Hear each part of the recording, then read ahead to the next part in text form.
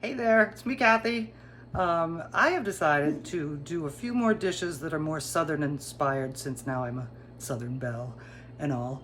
So today I made chicken fried steak with smashed potatoes. And the recipe's on the website and the video is here. And it came out really good. Now I had a ribeye and that's what I used. Not necessarily your best cut of choice for this dish. Cube steak is the best because it's needled and tender and that. But I took this ribeye and I pounded the crap out of it to break it down, and it came out really good. And it's really decadent with its creamy gravy and its smashed oven crisped potatoes, and it was really good. And if you're feeling decadent, do it. To make our chicken fried steak today, we're going to start with some ingredients: steak, potatoes, some seasonings, some flour, some milk, some eggs.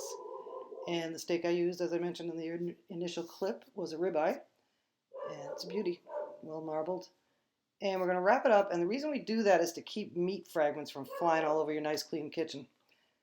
It will be contained in the plastic wrap. We're going to pound it with a meat pounder or hammer or whatever you got on hand. If you're lucky enough to have a needler, that would be the thing to use. Most people don't have those. And we're going to pound it till it's about a half an inch thick. There we go, nice and thin. Pound it out. And we're going to cut the steak into two pieces. Now, if you're cooking for more than a couple of people, you use more than one steak.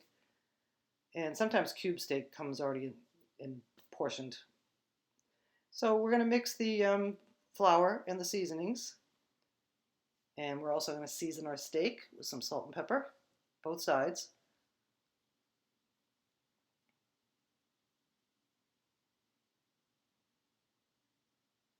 And there you have them. Then we're going to beat the eggs and the milk till they're nice and smooth. And we're going to set up our breading station. So we have our eggs and our flour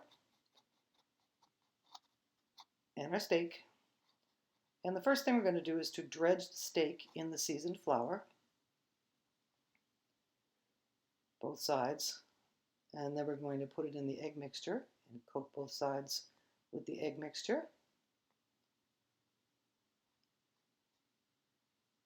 And then it goes back into the flour. And get as much of that flour in there as you can. Sometimes I pick it up and sprinkle it on top and press it in with my fingers. And yeah, nice and coated. And we're going to repeat that process with the second steak, or third or fourth, however many steaks you're making.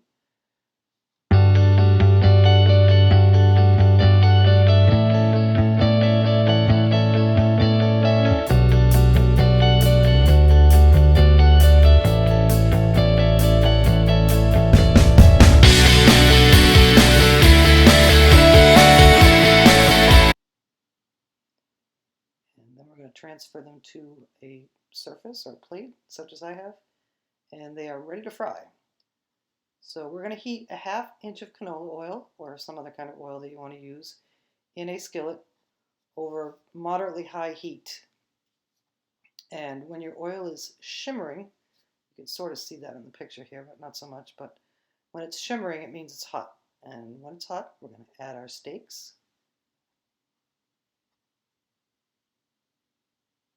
And we're going to fry it on the one side until you see the edges begin to brown. And when that happens, we turn them over and cook the other side. And we're going to fry those until they're nicely browned and crispy. Beautiful, right? And then we're going to set them aside and keep them warm. I put mine on some paper towels to get rid of some of the fat. And then we're going to boil our potatoes. You can put potatoes right in the cold water. You don't have to wait for it to be boiling. That way you don't get burned when you try to add them in. And boil them all together. It takes about 15 minutes or so for those to cook. And when a knife slides in and out nicely, then that means they're done. And when they are done, We're going to transfer them to a baking sheet. Mine is lined with parchment. And we're going to smash them. You can use a coffee cup or a plate or your hand. And when they're broken up, we're going to group them into the center of the baking sheet so they're all together. At which time we're going to melt some butter. I do it in the microwave. And we're going to pour the butter over the potatoes.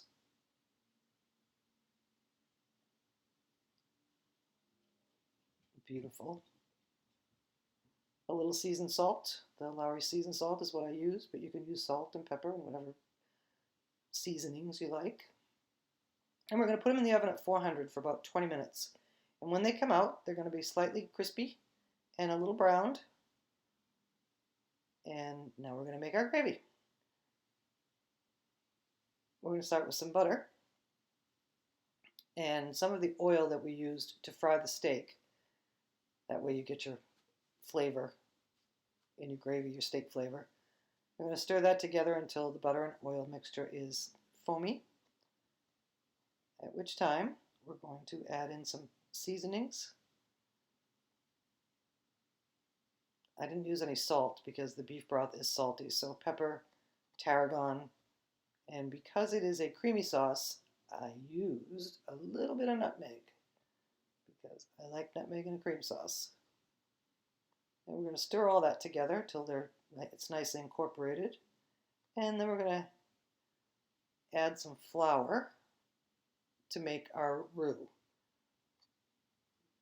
So about the amount of butter that you used, you want to equal that in flour to make a good roux. And once the flour is nicely incorporated into the butter, we're going to add some beef broth and some half and half.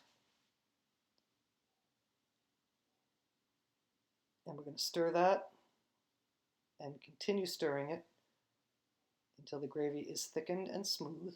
You want to bring that to the boiling point because that way you know you've achieved your optimum thickness of your gravy. And you can thin that out with more stock or more half and half if you need to. So now we're going to put our steak and potatoes on a pretty plate. And we're going to use gravy as much as you like. And you're going to eat them and enjoy them.